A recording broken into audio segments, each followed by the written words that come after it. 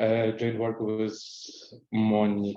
Okay. Okay, I'm gonna present to you a joint work with Monica Nonino, Davide Torlo, and Gianluigi Rozzo. I am a fourth-year PhD student here in CISA in the group MathLab, and also here I put the two softwares which I was using in my work, which are developed here in MathLab group, and they are very easy to use. So if you want to play with them, just feel free. Yeah. And the outline of today's talk would be, first, I'm going to introduce you an optimization-based domain decomposition formulation of the Navier-Stokes equations. Then we will move to complete the composition via gradient-based optimization algorithm. And then I will talk about POD Galerkin produce other models which we developed, and then we will move to some numerical experiments. So we will start with a monolithic formulation of the Navier-Stokes equations. Here we have we consider a stationary incompressible Navier-Stokes equation, where we have here a momentum equation. Here we have non-incompressibility condition, some differential data on the boundary on the part of the boundary gamma d, and we assume a free outflow of the boundary gamma n. In order to start with domain decomposition, we first need to split domain in some way. Here I will consider two domain decomposition algorithms, but it's not very hard to extend the results into many domain decompositions. So, so we divide the domain omega into two parts, omega 1 and omega 2, with the interface gamma 0, which lies entirely inside the domain omega. And we have a corresponding boundaries, gamma d1, gamma d2, and gamma n1 and gamma n2, which are Dirichlet and Neumann parts of the boundary, of corresponding domains omega 1 and omega 2. On each of the domain, we consider the Navier-Stokes equations themselves, which are basically the same as before. And in order to obtain the continuous solution on both subdomains, we need to impose two conditions on the interface gamma 0, which are the following. First, we need to get a continuity of the velocity fields through the interface, and we need to also get a continuity of the stresses. Okay, I forgot here nu, which is the velocity. Sorry. Okay, same as here and here. So I need to get the here nu and before and here. So I need to get them to be equal on the interface gamma 0. Our approach is to use optimal control settings. So in order to satisfy this condition, we built an optimal control problem where we minimize the functional J gamma, which is basically the difference between the velocity field on the interface gamma 0, and we use the flux on the boundary and gamma 0 as a control. So basically, our problem in hand would be to minimize this functional subject to PD constraints, which are Navier-Stokes equations on each subdomains coupled with these two conditions, where G is our control function. Yes, and first of all, we will move to variational formulation of the state equations, which are our Navier-Stokes equations. For that, we need variational spaces. Vi is a space, is a H1 space on the entire domain omega I. Vi0 is H1 with a zero trace on the part of the boundary on the flat boundary, and Qi is a field is a space for pressure, which is L2. And then we introduce also bilinear and linear forms, which are basically just obtained by usual lines of getting differential formulation by multiplying by smooth test function and doing integration by parts, and we can obtain this these integrals here. This term comes from the Laplacian. This one comes from the sorry, here. It comes from this condition here, and then we have a condition for the pressure.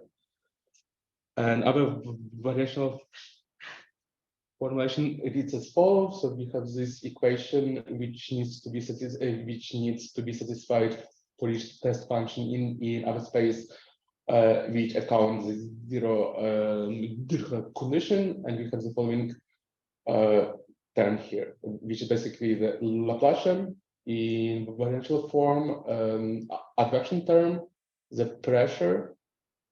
Here we have the external field, force field, and this condition comes from the Neumann conditions which we imposed on the interface gamma 0 here. And then we have just incompressibility condition, which is basically just says that the divergence of UI is zero imposed in the weak sense. And also we need to satisfy the condition which is not automatic when we use variational formulation. Okay, now since we have an optimal control problem, so the usual way is to deal with it is to use the Lagrangian functional. We define a Lagrangian functional with our objective functional, subtracted with the equations in hand multiplied by the so-called adjoint variables, which are psi I and lambda I in our case. And then we take the in order to obtain the optimality system, we need to take the variation of the Lagrangian functional with respect to state variables, adjoint variables, and the control variables. So if you take this variation with respect to adjoint variables here, then we will obtain our state equations, which are Navier-Stokes equations.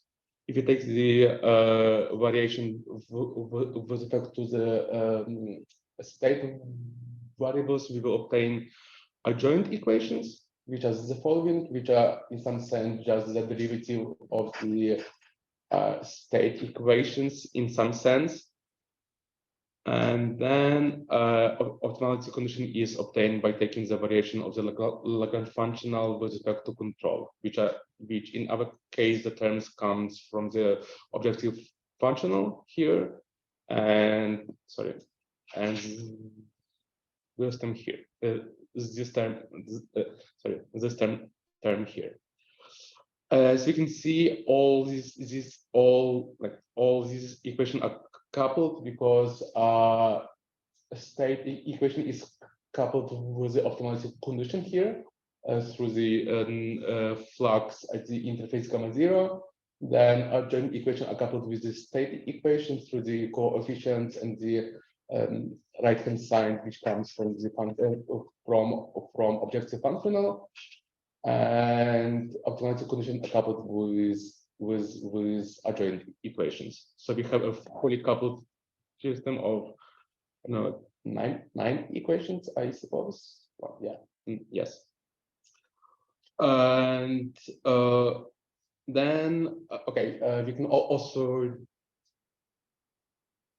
rewrite the optimality system in strong form, which is here we have Navier-Stokes equation. Here we have adjoint equation in the strong form. This term comes from the basically just by integration by parts in this term, because here we have if you see here, we have a multiplication to the test function, multiplication to the derivative of the test function. And okay, and the next step would be to define a gradient. Okay, so the idea would be to completely decouple this question here. So in order to do that, we chose to use open gradient-based optimization algorithms. For this, we need to define a gradient of the function of the objective function. In order to do so, we use the technique of sensitivity derivatives. So first, we define so-called directional derivative of the objective functional j gamma, which is the following. I will remind you a bit of what was the objective functional. So basically, this is just straightforward, just taking the derivative with respect to g in the sense.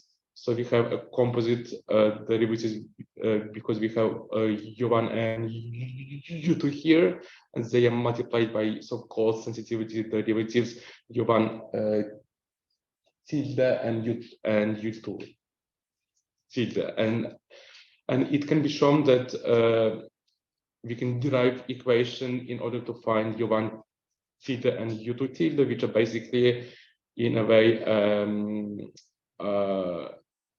somehow the derivatives of the state equation which are satisfied by u1 and u2.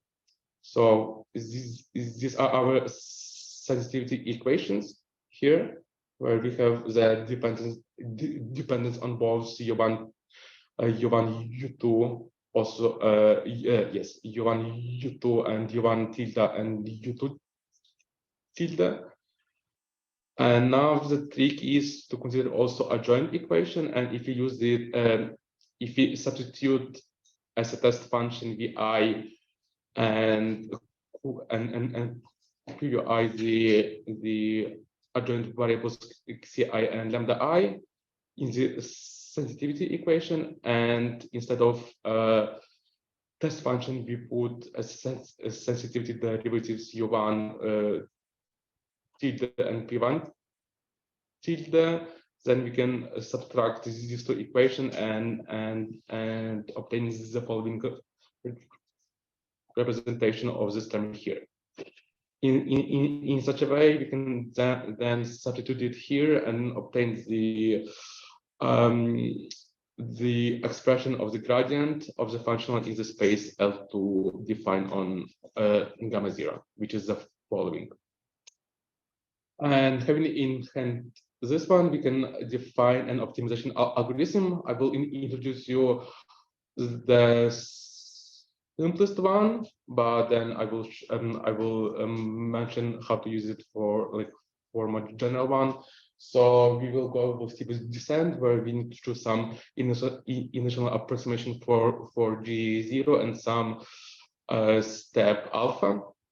Then iterating over n, we first solve state equation was given data Gn, which we have always from a previous state step.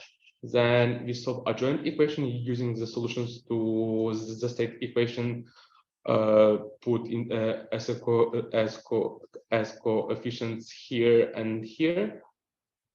And then we can update a search solution using the gradient which we've just found as a previous slide, which is the following here.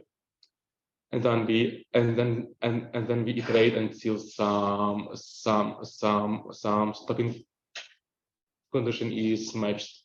So basically, it's either a maximal number of iteration, or the norm of the gradient is less than some tolerance, or also the functional value is small enough in order to satisfy the continuity of the velocity fields and the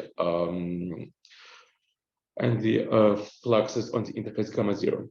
We can use other algorithms which we actually do in the numerical experiments, because gradient descent is extremely slow, and in some way the only information you need is to how to compute the gradient, and then automatically they choose the right direction in which to follow, and you basically don't need to care about this. It's done automatically. Then okay, so it was a continuous part. Now in order to go ahead with a numerical experiment, we need some kind of discretization. So in our work, we chose to go with a finite element method, and for that we need to choose somehow finite element spaces, which are subspaces of our variational spaces. I will show you some example of the spaces we used later on, and basically we just, but also since our problem in hand has a saddle point structure, so we need to assume that the approximation would be stable, and for that we need to okay, there are various ways to do it. We choose finite element spaces in such a way that they satisfy so-called in-sub condition with a positive constant Ci.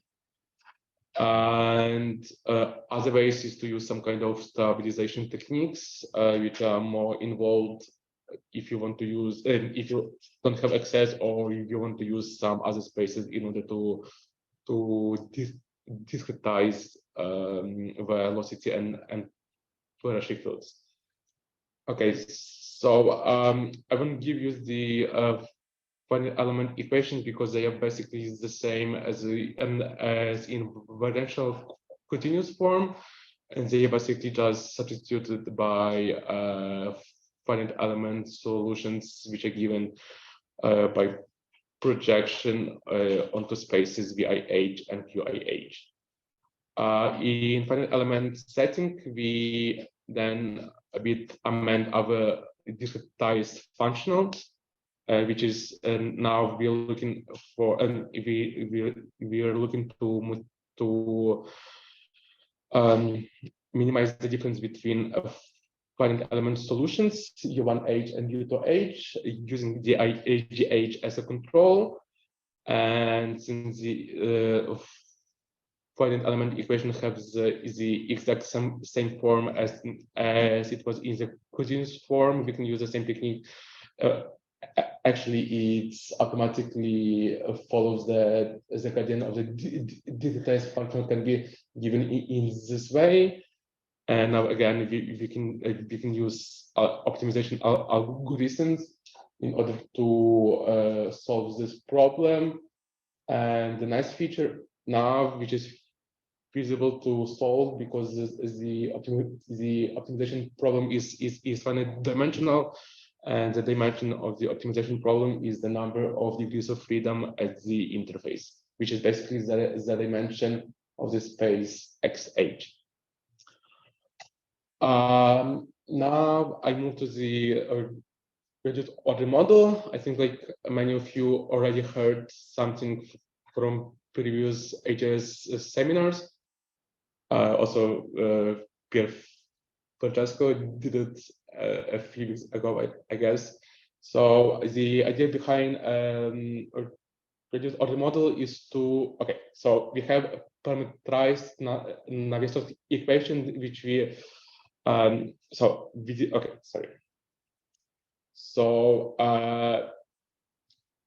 we are working in the framework of parameter-dependent PDEs. So it means that we can somehow we have some range of the parameters which can be either physical or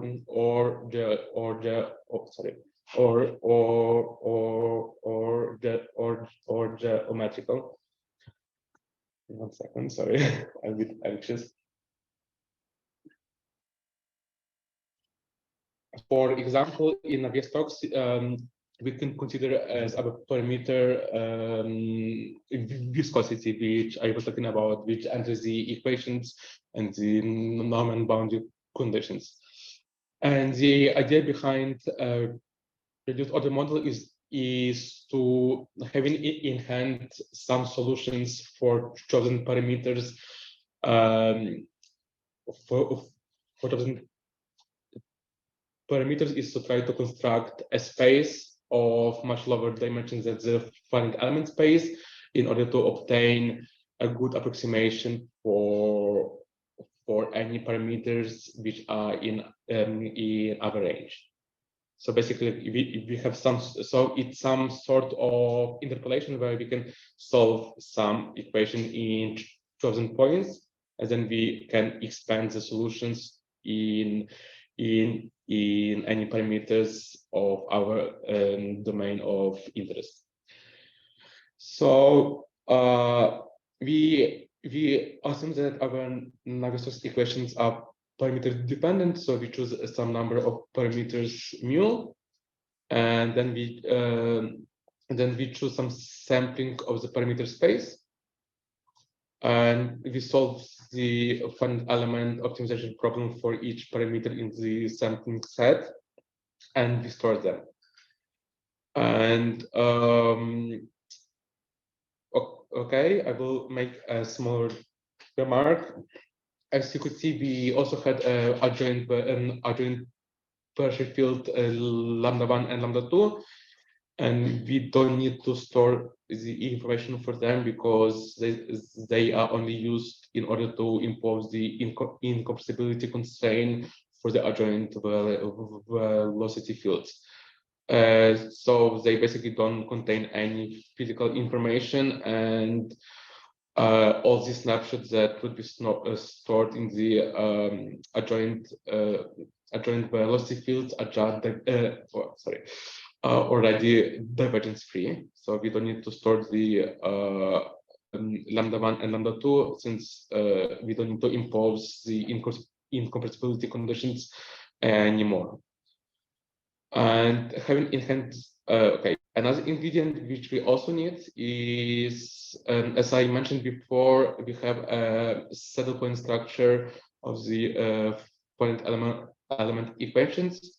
So in order, so we need somehow to define stable spaces in which the solution could be determined in a unique way. So for that, we use a supremizer technique.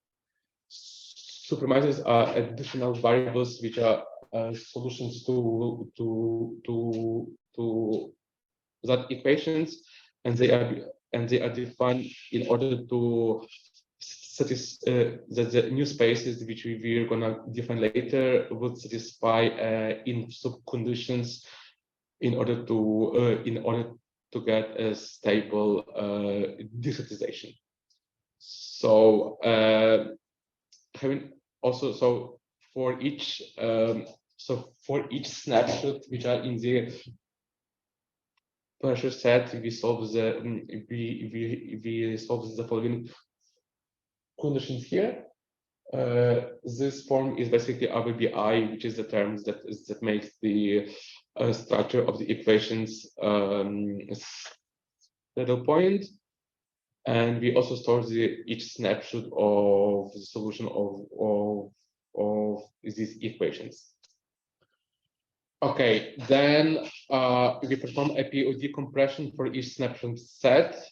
I won't get much into detail here, but basically it is a technique which allows you. Okay, so I guess many of you know what singular value decomposition. So basically, this is the idea of POD compression, where we basically store all the snapshots and we perform a singular value decomposition, and then we choose in order to construct the radio spaces, we choose the most energetic modes of the that comes from singular value decomposition, which contain most of the physical data which are necessary to solve the equations, basically. And based on that, okay, having inherently a decompression, we can define a spaces for each component separately. Basically, here I notice a typo actually, because the space is not the same as the velocity field, so it would be just another letter. But those two spaces are not the same because the spaces which are constructed here are based on the snapshots that we have in hand. And then pressure supremizer modes are appended to the velocity in order to enrich the velocity space, so that the in-sub conditions for the new spaces could be met. And usually the dimension of the reduced basis spaces are much lower than of the corresponding finite element spaces. Okay, and when we define the new spaces, we product our finite element equation into these new spaces, and the structure is preserved. So basically, the only difference which is that adjoint equation are a bit amended, because we don't need adjoint pressure anymore, as I mentioned, because once again I will say that they are used only to impose the divergence precondition of the adjoint velocities, but all the adjoint velocities are already divergence free, so we don't need to have the terms that corresponding to the adjoint pressures and the incompressibility conditions. And as it was in the finite element space, now we define a reduced order model functional, which is the following, where we minimize the difference between the reduced velocities field and using the reduced control as a control. Since the structure of equations are still same as in continuous formulation, we can define the same, almost the same gradient.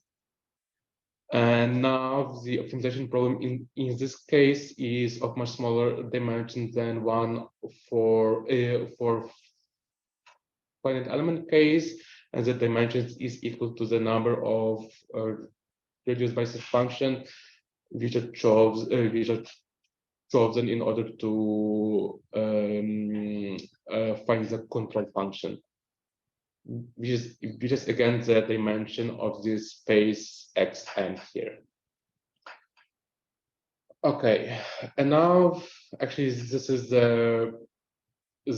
it for the theoretical part, and now we move a bit to the numerical experiment. So the first test case which I'm going to show you is a so-called backward-facing step flow, where we assume that we have an inlet boundary conditions here.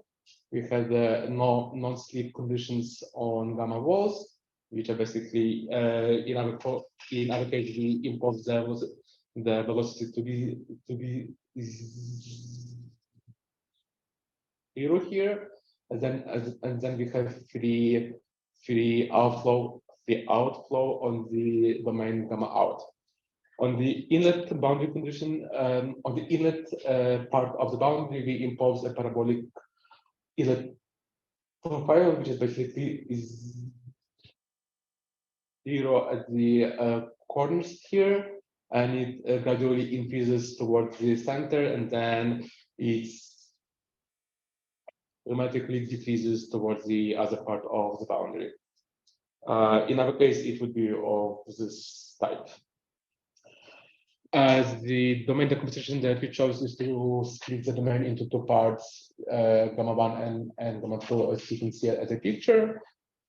And now, okay, for the in our case, we choose two physical parameters, which are viscosity and the maximal inlet velocity, which is this term here. Like this part is normalized, so with the maximum, which is in the middle of this of the domain gamma in is 1. So we basically choose our maximal velocities to be our physical parameter, which we can change. Then we have the following range for the viscosity and the maximum inlet velocities. As finite element spaces, we choose so-called Taylor-Hood, where we have the P2 discretization for the velocity field and P1 for the pressure field. And this is proven that this pair of spaces are insubstable. Then we have a total number of finite element degrees of freedom is about 28,000, and number of degrees of freedom on the interface is 113. Optimization algorithm which we choose in our application is the AJS with limited memory. Why we chose that one? Because it was only because it was one which actually worked fast enough. Because all other, our optimization problem is of high dimensions, as I mentioned, is like the number, the dimension of the finite element optimization problem is equal to the numbers of degrees of freedom on the interface. So the dimension of our optimization problem is 130. And it's very hard to actually have a good optimization method which converge fast enough.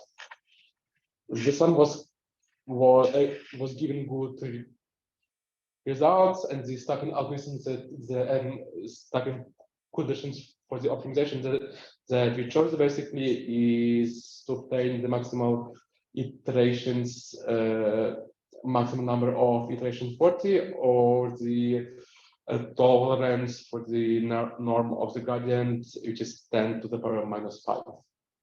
And then we also store 900 snapshots of the finite element solves in order to construct the reduced order model spaces, and we and then during performing POD compression, we just retain 50 modes which contain the most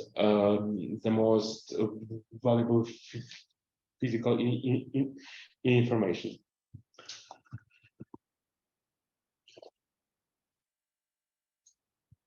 Okay, here we can see the decay of singular values. This is basically a very important plot because it can give you information of how much how many basis functions you need to choose in order to obtain a sufficient approximation at the reduced level. So as you can see, the slowest decay is for adjoint velocities, which are this orange line and this magenta line here. I guess it's magenta, I hope.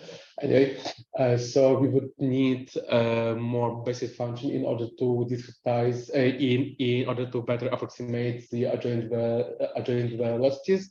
But this is not, but it's not very constrained. It doesn't, it doesn't constrain as much since the adjoint equations are linear. So we don't need to, so it's not a very heavy computational task in order to solve adjoint equations. So okay, so now we move to actual numerical results. So for the high fidelity model, which is a finite element model, we choose first we chose a parameter which we want to solve, and then we made iteration, and we can see that basically even in an iteration we have a good continuity on the interface of the velocity field. Then okay, here I'm not sure if I mentioned. No, I didn't actually. Okay, actually, no, I'm sorry, not yet. So also for the partial field, we need a bit larger number of iteration in order to get a continuity also of the pressure here. Then so that's basically why we chose the maximum number of iterations 40, because it was given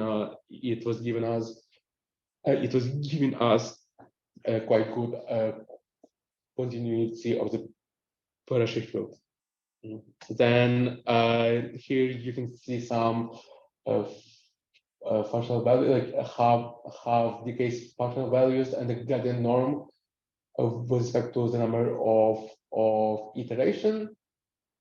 And then we compare the finite element solutions which is obtained by optimization algorithm with a monolithic problem solution, which just solves the equation on the whole domain without the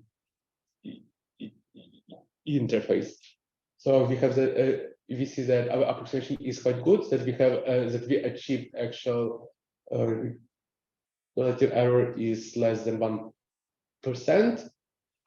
Then if you change the number, in the reduced order model, okay, for the same parameter, but now you can choose 10 basis functions for the state variables and the control, and 30 basis functions for the adjoint velocities.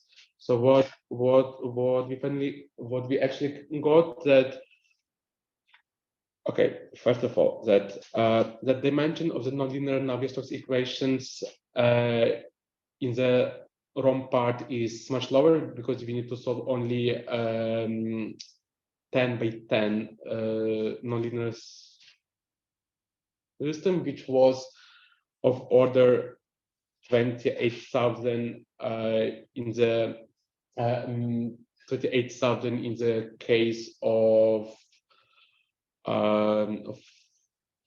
finite element case, and then also you reduce the dimension of the optimization problem from 130 to 10, which is a greater reduction in terms of computational capabilities.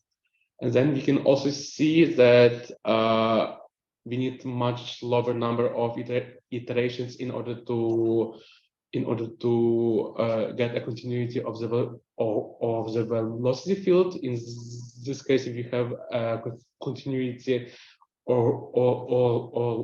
already after 5 iterations, and the pressure, okay, we need a bit more, but still in 10 iterations, we can get a continuous pressure field, which in the finite element case was 40. Then then we can see that also here the relative error is not greater than 1%. Then if you move to the, okay, then I will show you another example where we have a bit different parameter values, which basically increase their Reynolds numbers. And in this case, we have a bit slower convergence, but still we can get a convergence in 40 iterations for velocity field. And for the pressure, also for the pressure field, okay, these 2 points here at the ends of the interface are mostly here because it was a limitation of the package we used, so we couldn't actually include the boundary points on the interface mesh, but this problem is already overcome by in the future work that is coming, that we're doing now. We use a bit different approach, so these problems are overcome, at least for now. And in the reduce, so here also we have that the maximal relative error is 1%, and the ROM results we again can use only 10 basic functions for the state of variables and the control, and 30 basis functions for the adjoint velocities. And we can get a nice continuity as the interface also in 5 iterations in this more, let's say, harder case where we didn't get converted, where we needed 40 iteration in order to get a continuity of the velocity field in the finite element case. And for the pressure, also somehow, okay, we can get a continuity in 10 iteration. Okay, good enough continuity in 10 iterations. And also we can see that also these points here are a bit smoothed with respect to the finite element model. And once again, okay, we have a bit higher, but not much relative error. But I mean, it does like 0.4% more, which is which of course comes from the approximation of the spaces. And another test case, I would, okay, sorry, I forgot to change the names. So this is actually the test case which is called a cavity flow. So we impose the zero condition, zero velocity field on all this part of the boundary gamma wall, and then we have a flow in the directions from left to right on the upper subboundary gamma lead. This is our domain decompositions. We just split into two horizontal domain, and as I mentioned, so we have this zero velocity field on gamma wall, and we have a velocity field with non-zero horizontal component on gamma lead. Also, in this case, we choose two physical parameters, which is the viscosity and the this lead velocity field here. And in the high fidelity case, we have a quite good approximation in 25 iterations already. Actually, you can see here quite good, but seems like the values here are much lower than the values in the upper subdomain, because the only source of information that we have here is contained on the upper subboundary. But here you can actually see that it's quite continuous. And so here we have the quite good approximation. Okay, a bit lower than we had for the backward pricing step case, but I'm sure that if you used a bit more iteration, if we will get much better error, but still it is more than sufficient here. And in the ROM part, we use the same boundary conditions, which is kind of large random numbers. And yes. Okay, you are almost done, so I can ask a question. Yes, sure. Let me understand this. in iteration 0, you have upper half, which looks like the right result. So you have provided the data in the upper half. Yeah, I mean, it's not very right. I will show you a bit later. Yeah, but yeah. Okay. You have already computed and provided the data in the upper half, and the lower half you're solving an adjoint problem to actually optimization problem to actually get it. Yes, exactly. I mean, we have here already something very similar to what we want to get, only because and it comes from the boundary conditions on top, because we don't have any information here yet, because we impose the at the beginning of the optimization algorithm, we impose the zero flux at the interface. So basically, we don't have any information. So here we have only 0. Okay. And then at the next steps, we get also information from the upper part of the boundary, which is transferred somehow in the lower side. I mean, which it's not complete transfer, but somehow it's averaging through the gradient. Okay, that I understand. So the upper, so you complete the whole system, and then you just for the first step you just provide that data. And the lower half is again an adjoint problem, and when you're solving that adjoint problem, you're not solving for the upper half. The upper half does not change at all. No, it does change. I mean, because is this right? No, it does change, because this one is not exact solution. Not at all. Okay, it might look.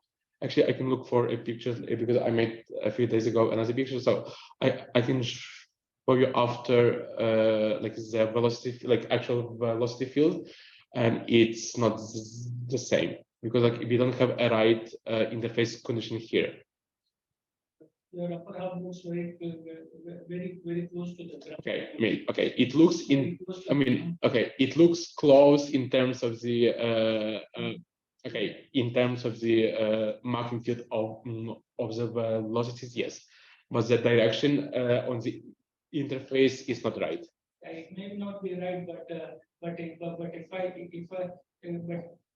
still, if I had, let's say, if I impose 0 over there exactly time on it, I would not get a solution that you have, which is very similar to the upper half. Let's say, for example, just take that interface 0 or something, because everything in the bottom half is 0. Yes. Everything is 0, and then you have a smaller domain, and you solve that problem in a smaller domain. Yeah, it's not going to look like that. This looks very close to the ground, which is iteration number 15. Yes. So that is already pre-computed. So when you tell me that it changes, it doesn't. I'm still trying to wonder. When you say it is changing, then it implies that you are taking some information from the lower domain and updating the upper half, but it does not look to me that it is actually happening. I mean, okay, I mean, here you can see, okay, maybe the lighting is a bit bad, but hey, first of all, you can see that the vortex here is it's not contained in the upper side, but here it is it's obviously contained only in the upper. This part is contained only in the upper part of the domain. Here you can see this vortex is a bit shifted to the left, and it's much bigger. I don't know if you can see it. Can you switch off the lighting? No, that's okay. That's okay. So it's already. It's difference. It's not something very I mean, okay. I do agree that the spots are not the best one. I can show you a better one after the talk. I'm happy to show you actually, but believe me, here, the direction of the velocity field is much different from what. But it's not an appreciable difference. Okay, it's not appreciable here. I do agree with that. Okay, I will show you another plot. Because my next line of thought was that if there was an operation with difference, and then we will achieve convergence or not. That was my next line of thought about that. Anyway. Okay, but I'm happy to show you later. Okay. So basically, this is the actually you can see it also here because yeah, I draw streamlines here, so you can see already like the vortex here is much more different than the vortex which you find at the final iteration time. Yeah, but your starting guess is very good. That is what's bothering me. I mean, guess is very good. I mean, it's good only because that's why you achieve iterations. I mean, 25, but I mean, but if you start fill it with zeros or some one, or you just manually interpolate it from the boundaries, the convergence, I'm not sure if it achieves 25 iterations. If your starting guess is so close to the here, but not on the bottom. I mean, but it's not as it's not as close actually, because if you can see the relative error is 10%. Okay, it's close enough, but still. Make it 0, make it 300%, and let's say. That's not a static data. We're solving the problem. Yeah, but like I mean, but we cannot change it because I mean, like that's the point. Look, like this information doesn't come from the interface. It comes from the imposed conditions on top. We have this data. We cannot discard them. It's part of our problem. No, that's okay. That I agree. No matter what. Okay, you can play with the interface. You can put some weird flux at the interface, okay, and you can get something very weird. And yeah. Because it looks like as if you have supplied the data, not solved for it, because it's solution of Batman recognition on the top and 0 in the base. That's the solution for that. Yes, function. And the important point is that use a simulation condition also to yes. And it's actually exactly. Okay. Okay. So yeah. Okay. I mean, same story, same errors, which are kind of even somehow slightly better than the current element one. And again, okay, I didn't put the number of the basis functions, but we used around the same number, like 10 for the state equations, 10 for the control, and 30 for the adjoint velocities. And basically, this is end of my talk. So here I introduced the optimization-based domain-decomposition algorithm for computational fluid dynamics problems. We use the gradient-based solution algorithm in order to completely decompose the solvers on different subdomains. And then we move to the reduced order model, where we obtain a significant reduction of the problem's dimensions, reduction in terms of the number of iterations of the optimization problem, and plus, which is I didn't mention, but finite element model was very sensitive to the international approximation of the in the optimization algorithm, which is not the case in the reduced order model, since the basis of the reduced order model already contain physical information. So that was kind of it wasn't expected by my side, but it's not as strange, I would say, and it's a nice property of the reduced order model that we got as well. And now we're extending this technique to the time-dependent fluid problems. The first part is almost finished here, and we're starting the case of fluid interaction problem, which is slightly different. in the case that we have a so-called natural decomposition where we have a different free domain and a structured domain, and we want to see if this kind of algorithm would give us some good completely segregated approach, which can be also used in the case of added mass effect, which is conjectured in the paper of here. And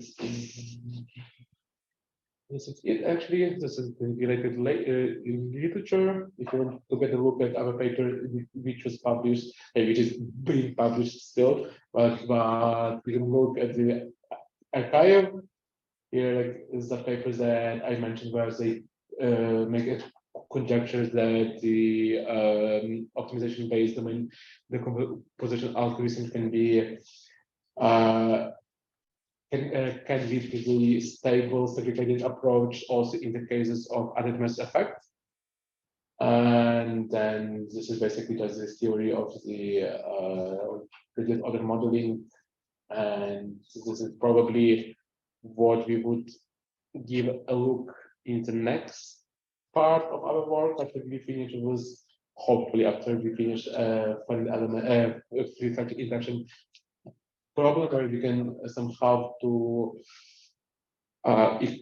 use this approach in order to try to couple different type of approximations or different subdomains. For example, where we have a finite element model on the first part, or the finite volume and the second part, and we can somehow match them at the interface. This is also, I think, very interesting topic. So I'm done, I guess. So if you have any question, I would be happy to answer. And thank you for your attention.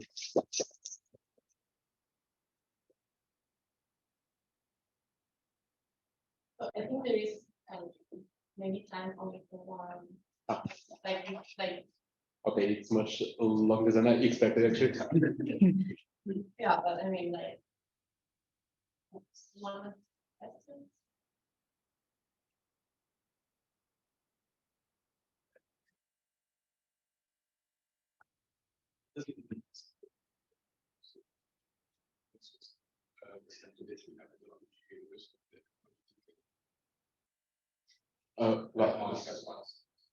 So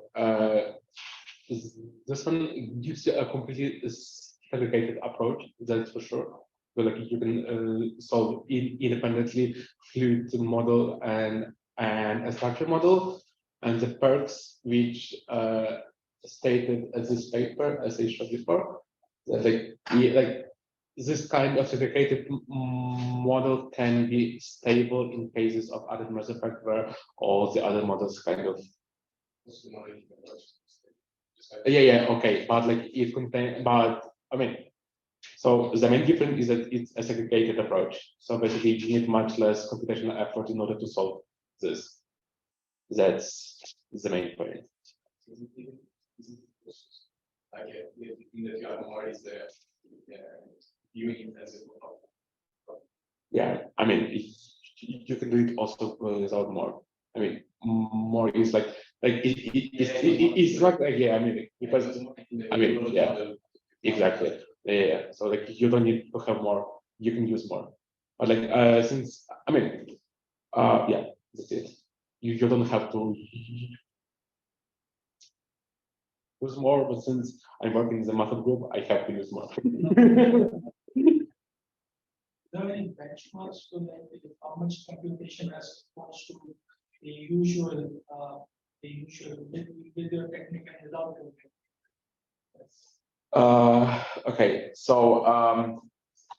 okay, actually no, because in order to see actual reduction in the computational time, we need to use hyper reduction. So I cannot compare it because I didn't do it yet. So it's not without the actual okay. optimization. See how much computational gain or Actually, I mean, get less of it, right?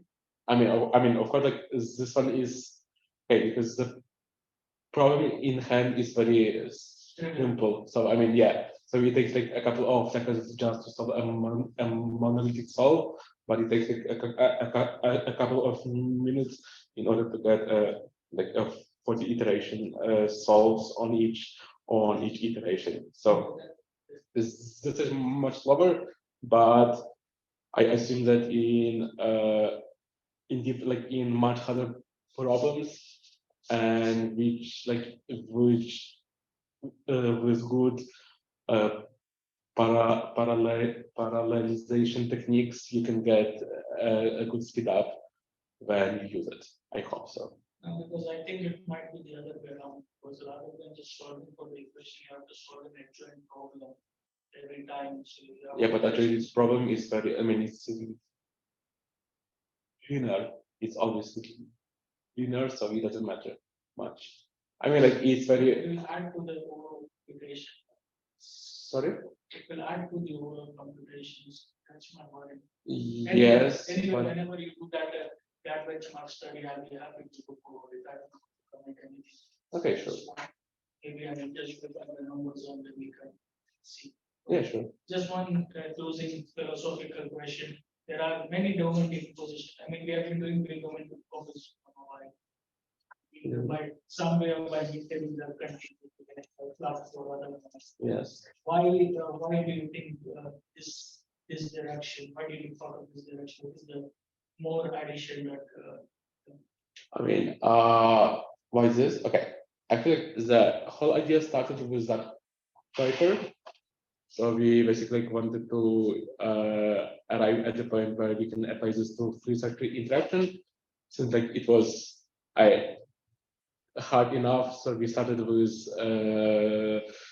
smaller problems easier to tackle, and plus, I mean,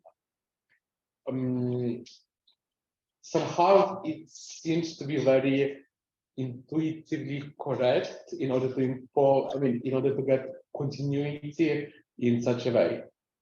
So like you basically just take your, sorry, I will go back here. So you need to satisfy both these conditions in some way. That's okay. Yeah, so I mean, so this approach of using the minimization between one or two, like either here or here, by using then the optimal control, for me seems quite a smart idea, in the sense that I mean it's natural in some sense. Okay, that's okay. If I just divide it into some length, it will be as good as describing a flux. I can rewrite it as so those ideas are already there. But trying to understand why do I go to an optimization program? Because where is the application? Because you have shown some simple applications. Maybe I'm not able to see it. That's why I'm asking. Probably for some hard problem, you have it in your head. Something like this would be really good for stitching the domain. Yes. This is like restitching the domain. Yeah. Actually, like this is what I mean. It was inspired by free structure interaction problem, and then that's why we started doing this type of domain decomposition, because it was inspired by free structure interaction problem. That's what we have in mind. Okay, and we think FSI problems, the standard state of the art, stitching the domain is not working very well. Yeah, that's what that's the flow. We just solve for the structure and the transformation. I see. Yeah, exactly. I see. Okay. And this is a So like this one is because I mean, if you work with biomedical applications, you often have so-called added mass effect, where like if the fluid and structure densities are very close, then this segregated model is not stable. So it just collapses when you try to when you try to use domain decomposition in a completely segregated, like in a completely separated way. Here, like due to this optimizations, there is a hope that maybe it will capture that difference and that it can bring us stability. This is basically what we hope so for. Like still now, if it would work in the end, but we want to try this and Okay. yeah. Okay, and if I just, I'm not acquainted with the side a lot, so I'm asking a trivial question. If I just take the boundary conditions from one simulation to the other and go back and forth, that's generally the idea, right? That's optimization. Yeah. Which is basically yeah. But yeah. I see. Right. Any other questions?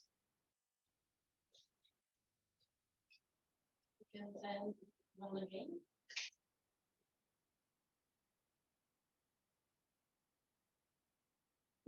Thank you.